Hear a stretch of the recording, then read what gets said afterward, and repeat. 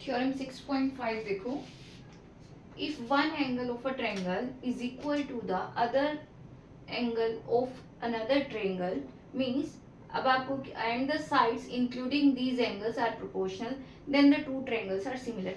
अभी प्रीवियस दो थ्योरम में आपने देखा क्या था कि अगर दोनों ट्रायंगल्स के आपको सारे एंगल इक्वल हैं तो भी क्या हो जाएंगी, सिमिलर। फर्स्ट थ्योरम ये थी। सेकंड क्या था कि अगर साइड्स प्रोपोर्शनल हैं तो एंगल्स इक्वल हो जाएंगे, हेंस ट्रायंगल क्या हो जाएंगी, सिमिलर। नेक्स्ट जो है आपके पास क्या है, नाउ दे आर सेइंग अगर एक एंगल इक्वल है and the sides containing the angles means, अगर I am taking angle A equal to D and the sides A B A C and D E and D F, इनकी अगर proportion same आ रही है तो भी क्या हो जाएंगे, ट्रायंगल सिमिलर। इस क्राइटेरिया को क्या भी बोलेंगे, side angle side criteria. Means जैसे कॉन्ग्रेंट प्रूव करने के लिए हमारे पास रिजल्ट थे, ऐसी सिमिलर प्रूव करने के लिए हमारे पास तीन रिजल्ट हो गए हैं। First one is angle angle angle, second one is side side sides, वहां पर क्या होता है तो कॉन्ग्रेंट में इक्वल होनी चाहिए, यहाँ क्या होनी चाहिए, प्रोपोर्शन में होनी चाहिए, रेशो इक्वल होनी चाहिए, ठीक है।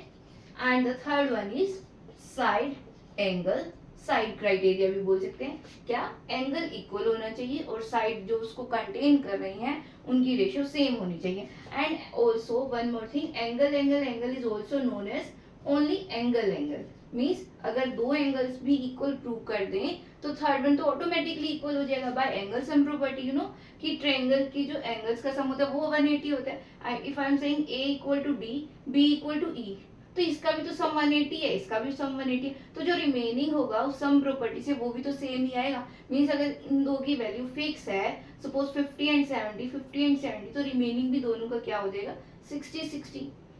ओके, तो मींस इस एंगल एंगल रिजल्ट वाले को हम सिर्फ एंगल एंगल में भी रिड्यूस कर सकते हैं। ओके, नाउ 6.5 थ्योरम प्रूव करते हैं।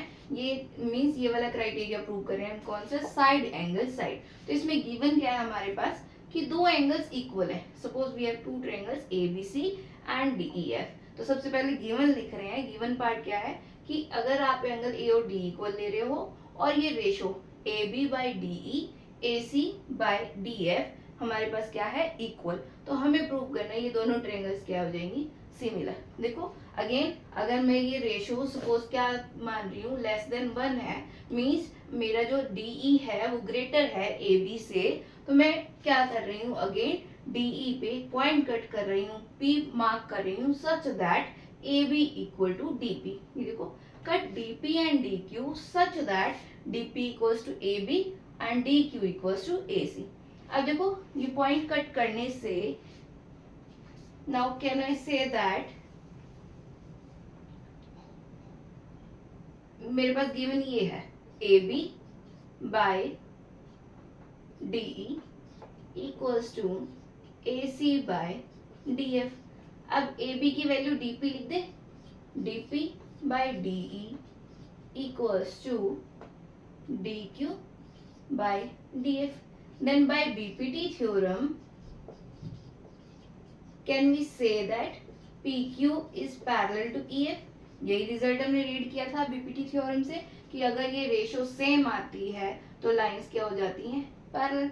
अब देखो लाइंस पैरेलल हो गई हैं तो एंगल पी और E and Q and F equal हो जाएंगे, क्यों, पैरेलल लाइंस है, ये ट्रांसवर्सल है and these angles are corresponding angles. Okay, उसके अलावा ये ट्रायंगल ए बी सी और डी पी क्यू कॉन्ग्रेंट हो जाएंगे। देखो मैंने लिखा triangle A B C is congruent to triangle D P Q, reason by side angle side property. देखो ए बी डी पी के इक्वल है, एंगल ए और डी हमें इक्वल गिवन है and A C D Q के equal है, ऐसा ही तो हमने लिखा है, हमने पॉइंट ऐसे मार्क किए हैं। तो side angle side, side angle side result से ये दोनों ट्रायंगल क्या हो गई हैं, कॉन्ग्रेंट। ठीक है, अभी मैंने बताया पैरेलल लाइन से मेरे पास ये रिजल्ट आ जाएगा, this is from parallel lines and triangles congruent होने की वजह से ये वाला रिजल्ट आया। देखो ध्यान से देखो, P एंड Q पैरेलल हुए तो P और E एंगल इक्वल हो गए, Q और F हो गए, रीजन साइड्स पैरेलल हैं, कोरस्पॉन्डिंग एंगल हैं, एंड ट्रायंगल्स कॉन्ग्रुएंट होने की वजह से एंगल बी और पी इक्वल हो गए एंड सी और क्यू इक्वल हो गए, क्योंकि ट्रायंगल्स कॉन्ग्रुएंट तो सारे पार्ट्स इक्वल हो जाएंगे। ओके, अब इन दोनों को मर्ज करके देखो, mark this as 1 and this as 2। तो फ्रॉम 1 एंड 2, फ्रॉम 1 एंड 2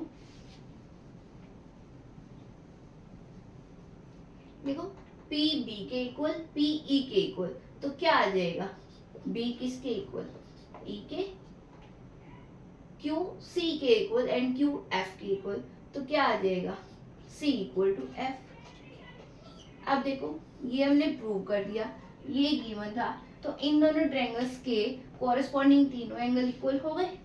और अभी हमने थ्योरम की है 6.3, उसमें क्या था, if all the three angles of triangles are equal then their sides are in the same proportion. अब साइड प्रोपोर्शन में हो जाती हैं, हैंड्स ट्रायंगल क्या हो जाते हैं, सिमिलर, तो हमने डायरेक्ट लिख दिया।